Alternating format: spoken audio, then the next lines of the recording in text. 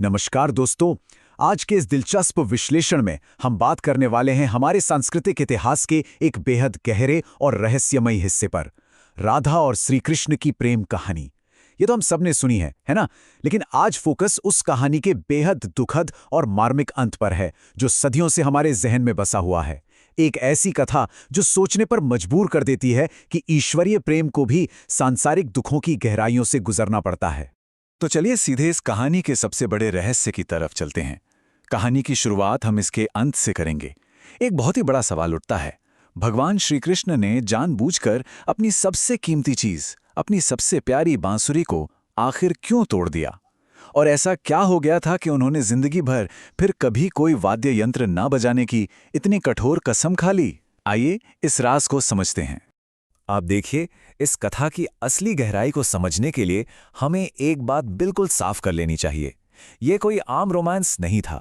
स्रोत सामग्री के हिसाब से ये रिश्ता जीवात्मा यानी हमारी नश्वर आत्मा और परमात्मा के पवित्र मिलन का प्रतीक है। मतलब ये सिर्फ दो लोगों का प्यार नहीं था, बल्कि एक ऐसा अटूट आध्यात्मिक बंधन था जो हमारी इस भौतिक दुनिया की समझ से कहीं कहीं ज्यादा ऊपर है। और इस पूरी कहानी की जो सबसे बुनियादी मान्यता है वो ये है कि ये दोनों कोई साधारण इंसान तो थे ही नहीं।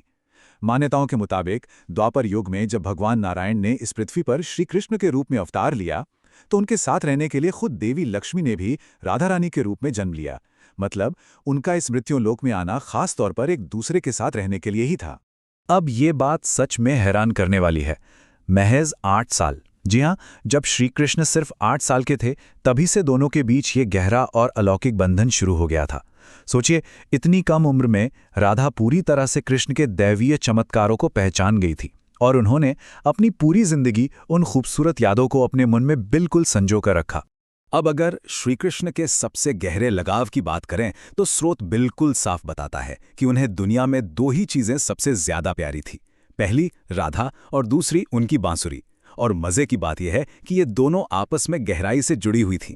बांसुरी की वो मीठी सी धुनी तो थी जो राधा को खींचे चली लाती थी। इसीलिए कृष्ण ने उस वाद्य यंत्र को हमेशा अपने पास रखा, बिल्कुल राधा के एक जीवंत प्रतीक की तरह। लेकिन फिर जैसा कि हर महान कहानी में होता है, यहां भी एक बहुत बड़ा मोड़ आया। कर्तव्यों ने पुकारा और जुदाई का एक लंबा दर्दनाक दौर शुरू हो गया। मामा कंस के एक निमंत्रण ने कृष्ण को मथुरा की ओर खींच लिया। बस इस एक ऐतिहासिक घटना ने दोनों को अलग कर दिया और पूरा का पूरा वृंदावन एक गहरे दुख में डूब गया। वहां के लोग तो ये सुनकर पूरी तरह से टूट ही गए थे। जाने से ठीक पहले दोनों के बीच एक आखिरी विदाई हुई। कृष्ण ने अपना काम पूरा करके वापस लौटने का वादा किया और राधा, जो कृष्ण के मन की हर एक बात जानती थीं, उन्होंने एक बात कही, भले ही हम दूर हों, लेकिन मन से आप हमेशा मेरे साथ रहेंगे। उनका अटूट विश्वास था कि दूरियां चाहे कितनी भी हों, कृष्ण हमेशा उनके भीतर ही रहेंगे। और फिर शुरू हुई कृष्ण की शाही यात्रा। वृंदावन की उन शांत गलियों को पीछे छोड़ के उन्होंने मथुरा में कंस और बाकी राक्षसों का वध किया, अपना दैवीय काम पूरा किया। और फिर अपनी प्रजा की रक्षा के लिए वो मथुरा से द्वारका चले गए। वहां उन्होंने अपना एक नया साम्राज्य बसाया और हमेशा के लिए द्वारकाधीश बन गए। वृंदावन से निकलने के बाद ना, इन दोनों की जिंदगियों में एक बहुत ही बड़ा विरोधाभास देखने को मिलता है। एक तरफ कृष्ण का रास्ता था जो उनके शाही और ईश्वरीय दायित्वों से भरा था, जहां उन्होंने द्वारका पर राज किया, रुक्मिणी और सत्यभामा जैसी रानियों से विवाह किया। और दूसरी तरफ राधा, जिन्होंने एक यादव से विवाह किया, अपने सारे संसारिक और घरेलू कर्तव्य निभाए और बस मन में कृष्ण को बसाए हुए धीरे धीरे बूढ़ी हो गईं। यहाँ एक बात और गौर करने वाली है, कृष्ण की पत्नी रुक्मिणी ने भी अपने प्यार में गजब की शक्ति और भक्ति दिखाई थी, बिल्कुल राधा की तरह ही। वो भी कृष्ण से बेइंतहा प्रेम करती थी, यहाँ तक कि उन्होंने बहादुरी दिखाते हुए अपने ही परिवार और भाई रुक्मी के खिलाफ जाकर कृष्ण को एक प्रेम पत्र भेज दिया था। और कृष्ण ने भी उनकी पुकार सुनी और उनसे शादी कर ली। अब ये विश्लेषण हमें सीधा कहानी के अंतिम अध्याय की तरफ ले जाता है। कई दशक बीत चुके थे। अपने सारे पारिवारिक और सामाजिक फर्ज पूरी तरह से निभाने के बाद उन सब से मुक्त होकर एक बुजुर्ग राधा ने द्वारका की तरफ अपनी एक आखिरी यात्रा शुरू की। जिंदगी के इस आखिरी पड़ाव पर उनके मन में सिर्फ एक ही चाहत थी, अपने प्रियतम कृष्ण को बस एक आखिरी बार देखना। जब राधा द्वारका पहुंची तो वहां के लोग तो उन्हें पहचान ही नहीं पाए। और हैरानी की बात देखिए, कृष्ण के इस पूरे शाही जीवन और उनकी बाकी शादियों के बारे में जानकर राधा को जरा भी दुख या जलन नहीं हुई। जब वो दोनों मिले ना, तो वो पल इतना गहरा था कि उन्होंने घंटों तक सिर्फ मौन और इशारों में बातें की। राधा ने तो बड़ी ही विनम्रता से महल में एक देविका यानी दासी के रूप में नौकरी तक कर ली, सिर्फ इसलिए ताकि वो दिन में कभी भी अपने कान्हा की एक झलक पा सकें। लेकिन यहां पर आकर एक बहुत ही गहरी बात सामने आती है। हालांकि वो दोनों अब शारीरिक रूप से एक दूसरे के बिल्कुल करीब थे, एक ही जगह पर थे, लेकिन उस भव्य और आलीशान महल के माहौल ने ना उनके उस गहरे आध्यात्मिक जुड़ाव को कहीं दबा सा दिया था। महल की वो चकाचौंध और भागदौड़ वृंदावन वाले उस मासूम और सच्चे प्रेम की सादगी के बिल्कुल अनुकूल नहीं थी। तो अपने उसी शुद्ध आध्यात्मिक बंधन को वापस पाने के लिए राधा ने एक बहुत बड़ा फैसला लिया। उन्होंने उस महल की सुरक्षा और चकाचौंध को हमेशा के लिए छोड़ दिया।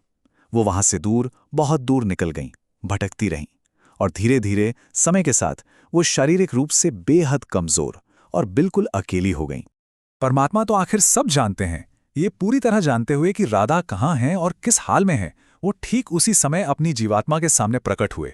ये सच में एक बहुत ही शक्तिशाली पल था। राधा की जिंदगी के बिल्कुल आखिरी पलों में, जब उन्हें सबसे ज्यादा जरूरत थी, जब वो अकेली थीं, कृष्ण उनके सामने आ खड़े हुए। वहां कृष्ण ने राधा से कुछ मांगने को कहा। शुरू में तो राधा ने किसी भी वरदान से साफ इनकार कर दिया, लेकिन जब कृष्ण ने बार बार जोर दिया, तो राधा ने एक आखिरी, बहुत ही भावुक कर देने वाली मांग रखी। एक ऐसी मांग जो सीधे उनके इस दिव्य रिश्ते की शुरुआत में ले जाती है। उन्होंने कहा, मैं आखिरी बार आपको बांसुरी बजाते हुए देखना चाहती हूं। और फिर शुरू हुआ वो अंतिम चरण। कृष्ण ने दिन रात लगातार एक बेहद ही सुरीली धुन बजाई। उस मधुर संगीत के बीच राधा की आत्मा पूरी तरह से आध्यात्मिक रूप से कृष्ण में विलीन हो गई, और उसी मनमोहक धुन को सुनते सुनते राधा ने बहुत ही शांति के साथ इस भौतिक दुनिया को, अपने शरीर को हमेशा के लिए अलविदा कह दिया। और अब हम वापस वहीं आ गए हैं जहां से हमने आज के इस विश्लेषण की शुरुआत की थी। कृष्ण ये पूरी तरह से जानते थे कि उनका प्रेम अमर है, आत्मा कभी नहीं मरती, लेकिन फिर भी अपनी प्रिय राधा के शरीर छोड़ने के उस विशाल दुख ने कृष्ण को इतना ज्यादा तोड़ दिया कि वो उसे बर्दाश्त ही नहीं कर सके।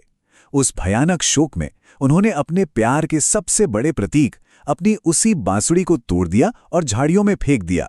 उन्होंने प्रण ले लिया कि वो पूरी जिंदगी कभी कोई वाद्य यंत्र नहीं बजाएंगे।